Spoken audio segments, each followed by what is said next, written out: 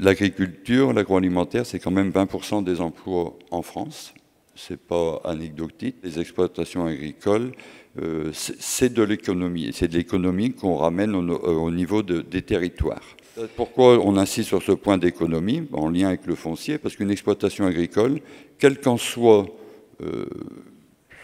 sa taille et puis son projet, ça repose sur du foncier. Je voudrais simplement rappeler que le foncier, c'est pas simplement un cadastre, c'est pas simplement un zonage, un plan, mais c'est bien le support de beaucoup d'usages, les multi-usages dont on va parler, qui sont parfois conflictuels. Et j'en arrive justement à répondre à votre question, cette nécessité de faciliter les échanges entre ce qu'on a appelé hier l'atelier, le rural et l'urbain. Parce qu'en fait, il y a deux mondes qui ne se parlent pas et qui ne se connaissent pas. On a voulu appuyer sur ce fait. Alors aujourd'hui, il y a beaucoup d'outils de planification. Hein. C'est les PLU, les SCOT, les cartes communales, hein, suivant là où on se situe. Et je vais dire, aujourd'hui, on souhaite, je vais dire, à travers cet atelier, faire remonter qu'on veut une cohérence de ces outils, mais aussi qu'ils soient au service d'une politique. C'est sûr que l'échelon de la communauté de communes semble pertinent. Après sa dimension, mais il reste aux élus à la trouver.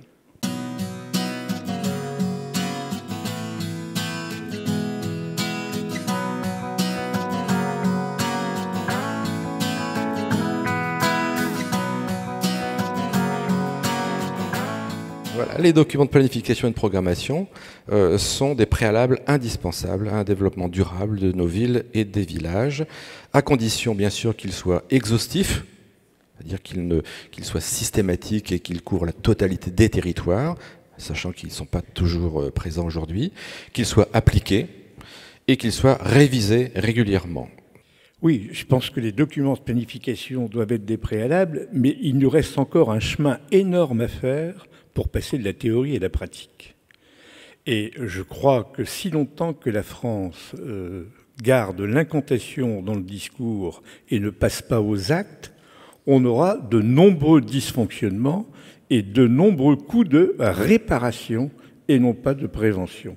Pour la fabrique de la ville elle-même, les prises en charge, parce que c'était bien cela une des questions, les prises en charge des coûts de la ville durable, c'est pas automatiquement un surcoût, relèvent soit de l'opération elle-même, donc soit par la valeur du foncier aménagé ou par l'impôt, parce que l'impôt peut relayer et compenser cela, soit elles relèvent du territoire dans son ensemble, et alors à ce moment-là, elles sont supportées soit par l'usager et ou également l'impôt à ce moment-là. La pluralité des vies d'un foncier, successivement dans le temps, c'est une chose dont tout le monde maintenant a conscience, doit permettre également de cette prise en charge financière, soit par les propriétaires eux-mêmes, soit par des intervenants professionnels.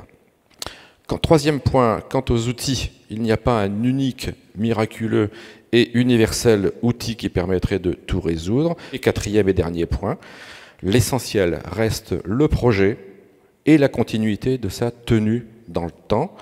Les intercommunalités sont le bon niveau, à condition d'ailleurs que l'intercommunalité elle-même soit au bon niveau, pour avoir de la matière grise, avoir de la recherche, avoir de la mise en place de ce que j'appellerais un aménagement du territoire qui ne soit pas en timbre-poste. Parce que faire cohabiter des morceaux d'aménagement peut, en fait, in fine, donner un beau déménagement.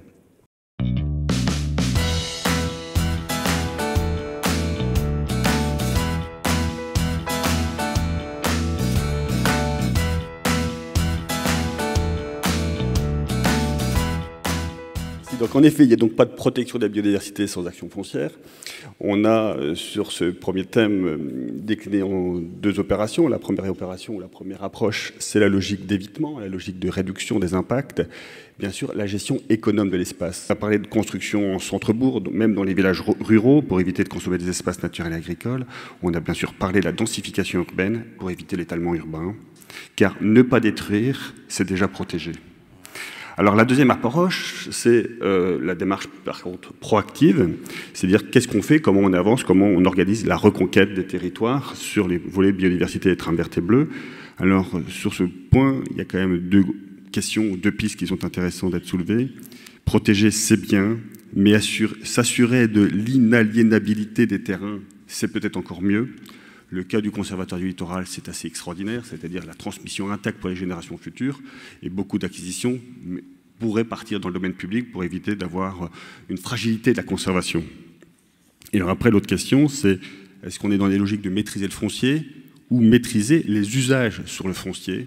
Et là, tout ça nous renvoie surtout à la logique de la contractualisation. Le thème, c'est effectivement de remettre la protection de la biodiversité comme le vrai projet, et faire de la biodiversité une part obligatoire, une part entière du projet de développement et d'aménagement. L'espace protégé ne doit pas être une contrainte.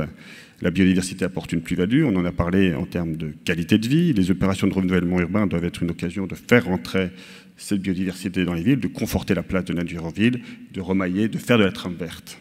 Pour le groupe, il est opportun d'intégrer la biodiversité dans la ville, mais aussi dans l'ensemble des activités.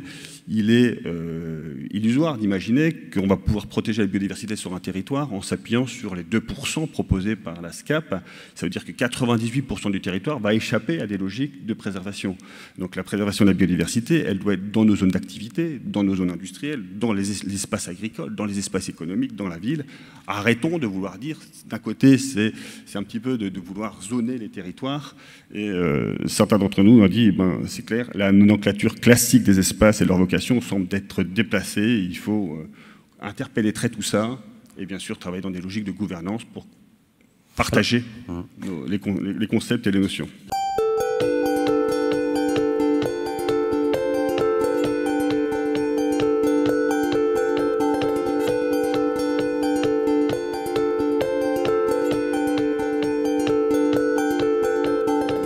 Il faut distinguer la méthode proactive et la méthode et le réactif. Le proactif, c'est effectivement d'anticiper, d'avoir toujours une veille stratégique sur des opportunités de pouvoir acquérir pour accueillir des entreprises exogènes dont on n'a pas imaginé 6 mois avant qu'elles viendraient s'implanter ici, parce qu'il y a une compétition des territoires, non seulement entre deux communautés de communes, entre deux métropoles de notre pays, mais la compétition aujourd'hui, elle est à minima sur l'espace européen. Donc c'est l'anticipation des besoins à travers cette veille. C'est une approche globale aussi, du foncier, pas du foncier, mais avec tous les services périphériques aujourd'hui qui peuvent faire la différence. La desserte par les transports en commun, un site propre peut-être, mais aussi tous les services qui sont la restauration, les crèches, les services à la personne, les services à l'automobile, le centre commercial qui permet de pouvoir faire ses courses en sortant à 18h sans être obligé de faire des kilomètres pour pouvoir assurer son repas du soir par exemple.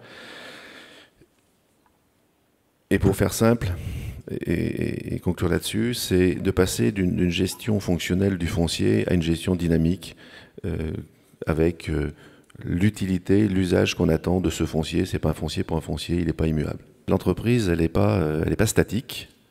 L'entreprise, c'est un corps vivant. Elle naît, elle se développe, et si on ne lui permet pas de muer, elle va mourir. Et quand elle est enfermée entre 4 murs sur un espace terrain qui a été choisi 20 ans, 50 ans ou plusieurs siècles avant, eh bien, elle n'a d'autre destinée que de mourir. Alors mourir, c'est on ferme la porte à tout jamais, mais mourir sur son territoire, c'est se transférer hors du bassin de vie et quelque part entraîner de la désespérance à travers les emplois qui sont abandonnés sur place. Aujourd'hui, sans vouloir faire de la spéculation, quand un industriel, un entrepreneur, j'en suis et je suis en train d'en faire les frais, fait une acquisition de foncier en prévision justement d'une extension nécessaire qu'il aura à 5 ou à 10 ans, se dit j'anticipe et j'ai besoin d'un hectare, j'en prends 3 parce que mon plan est peut-être celui-ci. Et puis entre-temps arrive une réglementation des ICPE qui peut évoluer, les installations classées pour la protection de l'environnement. Vous avez le PPRNI qui arrive, donc la crue millénale devient la référence, donc là où on pouvait construire jusqu'à hier, on ne l'a pas fait. tout ça, c'est contrariant.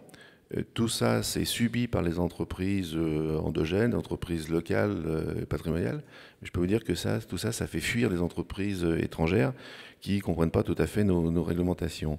Donc de la visibilité, bien sûr, de la stabilité dans les équipements aussi. Et réfléchir ensemble, anticiper, trouver des voies moyennes.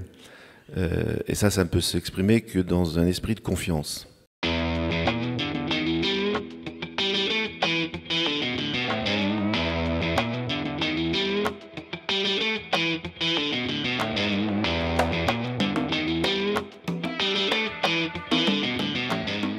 Anticiper, je crois que c'est le maître mot, pour ne pas être contraint d'acquérir rapidement, être obligé quelquefois de passer à l'expropriation, ce qui surenchérit l'ensemble des prix.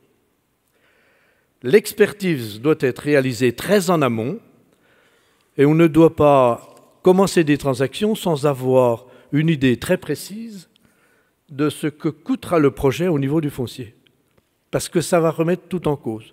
Ne pas commencer à dire on va construire là, on va faire telle et telle chose, on va installer une entreprise, et puis derrière dire oui, mais il nous faut le foncier. Là, c'est une véritable catastrophe.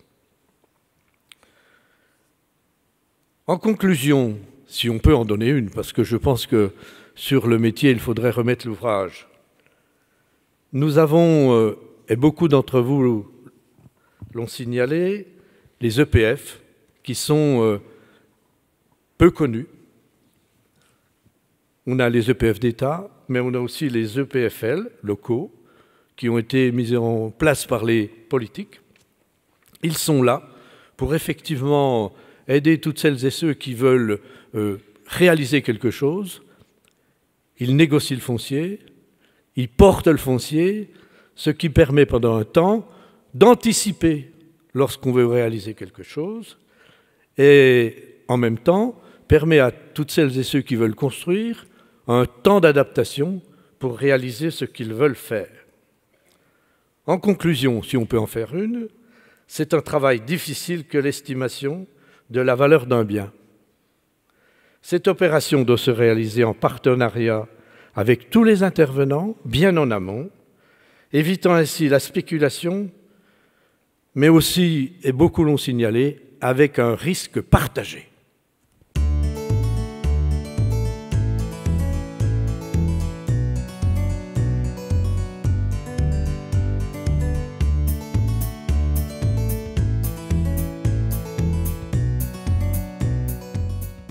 Le problème, c'est que la dispersion communale et dans les intercommunalités, la création relativement récente finalement des EPCI, notamment à grande échelle, fait que l'ingénierie est également dispersée.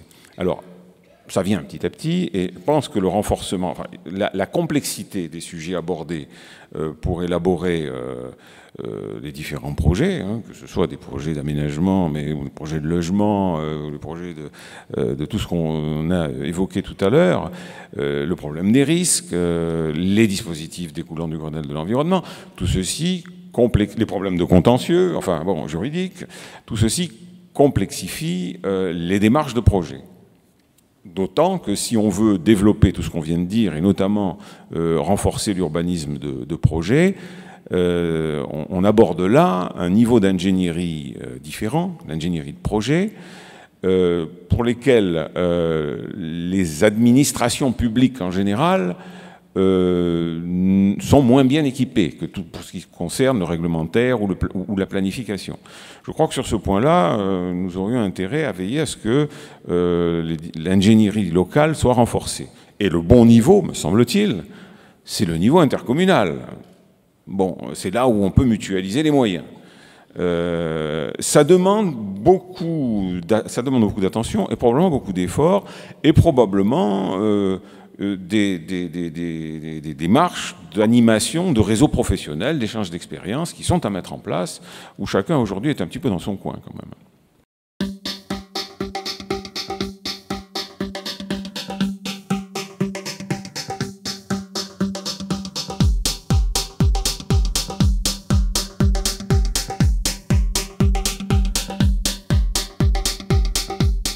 Et on pense que l'EPF, les EPF, celui du Nord, celui de la Lorraine et les autres, qui ont montré leur capacité, sont des outils formidables. Et on devrait s'appuyer beaucoup plus sur eux, comme porteurs, comme animateurs. C'est exactement dont je parlais aux États-Unis, où il y a cette politique. Il y a des acteurs locaux qui sont là pour dynamiser les financements, dynamiser les règles juridiques prises par les administrations, dynamiser la prise en compte des données techniques. Et c'est ce mélange du technique, du juridique et du financier qui permet d'aboutir à des solutions. D'autre part aussi, au-delà de ce porteur, ce qui nous paraît important, c'est cette notion de responsabilité partagée, justement. Il faut arrêter de déresponsabiliser les gens. Vous êtes assurés, vous êtes couverts. On a eu une information intéressante sur l'assurance. On aurait dû en faire beaucoup plus là-dessus à la fin de notre table ronde. Mais c'est vrai que là aussi, il y a toute une réflexion à mener. Je suis assuré qu'il sera naturel, donc c'est bon, on peut y aller, on reviendra après, et puis on sera remboursé. Donc ça, c'est un vrai sujet. Aussi une approche un peu modeste et pragmatique. C'est le sens de notre dernier plan sur les submersions marines, où on y va beaucoup plus doucement. On dit, on va peut-être prendre des règles, on va peut-être se réunir entre nous et voir des règles techniques un peu simples pour aider les gens à améliorer le bâti, plutôt que de partir carrément sur l'expropriation. Le tout ou rien, c'est fini. Il faut partir sur des règles beaucoup plus souples. Et il faut sans doute aussi arrêter de regarder simplement la valeur foncière, la valeur financière du foncier, mais regarder la valeur d'usage. Ça aussi, c'est l'exemple des deux exemples que je donnais. C'est sur Waterloo, on a retrouvé une valeur d'usage formidable. Si on fait de la biodiversité à cet endroit-là, c'est quand même quasiment miraculeux. Et je dirais que c'est très, très positif. Donc, il faut chercher la bonne valeur du foncier. Comme le disait un élu, on a des subventions pour faire, mais on n'a pas assez de compensation pour ne pas faire. Je trouvais cette formule intéressante. Enfin, et je crois que c'est important, c'est deux choses. C'est que cette politique foncière, dans tous ces domaines de risque et de gestion de l'imprévu, et c'est le thème de nos assises, doit s'intégrer dans une politique foncière plus ambitieuse, dans une approche territoriale. Et c'est là où on voit bien qu'il y a le gap. On plaque, je prends les risques et j'impose des mesures ici ou là. Et c'est pas ça qu'il faut faire. C'est intégrer cette donnée-là dans une politique plus ambitieuse et plus globale. Donc passer, si je peux dire, du PLU au SCOT, quelque part, et responsabiliser tous les acteurs. Et enfin, pour terminer, et je crois que c'est ça aussi le sujet, c'est de passer de la réglementation à la véritable culture du risque. C'est ce que aussi a pour ambition le plan sur les submersions marines. Je pense qu'il faut le développer dans les autres domaines. Et la culture du risque, ça passe pas par la réglementation, ça passe par les exercices, par le dialogue et par l'échange entre les gens.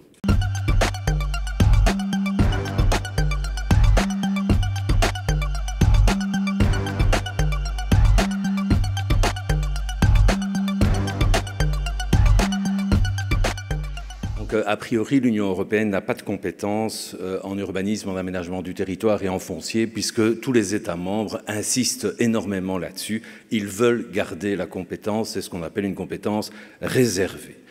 Cependant, on constate que par une série de biais, au début discrètement, de moins en moins discrètement, l'Union européenne s'est immiscée dans ces matières. Et on notera trois biais majeurs. Le premier, la politique environnementale. On a donné quelques exemples tout à l'heure qui vont se répercuter, par exemple, sur le contenu des plans d'affectation des sols, des plans locaux d'urbanisme, pour prendre l'appellation française. On a cité la directive Seveso tout à l'heure avec le triste exemple d'AZF. Il est clair que la directive européenne impose aux États membres de maîtriser l'urbanisation tout autour de ce type d'établissement ou de zone, donc ça se répercute sur l'usage des sols. On a parlé de biodiversité, Natura 2000. Il faut savoir que Natura 2000 représente des sites qui sont protégés par ces directives européennes, représente une moyenne de 13% du territoire européen, ce qui évidemment implique aussi des restrictions quant à l'usage du sol. Troisième exemple qu'on a donné, la directive cadre sur l'eau, qui est évidemment un mammouth de la politique de l'eau. Et un exemple dans cette directive, c'est la protection des points de captage d'eau potable, par exemple. Vous imaginez que chaque point de captage doit être protégé par des zones de prévention rapprochées et éloignées. Ça fait des hectares et des hectares multipliés par le nombre de points de captage. Donc, au total, on voit qu'un territoire extrêmement important, au total, est affecté par ce type de directives européennes. Par ailleurs, au niveau des évaluations des incidences que des plans, des programmes ou des projets pourraient avoir sur l'environnement. Là aussi, nous avons 3 directives européennes extrêmement strictes qui vont influencer, bien sûr, le droit procédural de l'urbanisme et de l'aménagement du territoire, tout le monde le sait aujourd'hui, mais carrément le régime des autorisations et des déclarations. Pour ne prendre qu'un exemple, très récemment, et la France et la Wallonie ont été condamnées par la Cour de justice de l'Union européenne à Luxembourg pour leur régime de déclaration qui, dans certaines hypothèses, ne correspond pas aux exigences des directives. Troisième biais, c'est la concurrence. Parce qu'effectivement, vous savez que l'Union européenne déteste tout ce qui est obstacle à la libre concurrence. Donc, dès qu'il y a un acte qui constitue une distorsion de cette concurrence, elle intervient. Et notamment, elle contrôle ce qu'on appelle les aides d'État, c'est-à-dire tous les avantages qui peuvent être donnés à des entreprises. Et on retrouve le foncier dans ce contexte-là.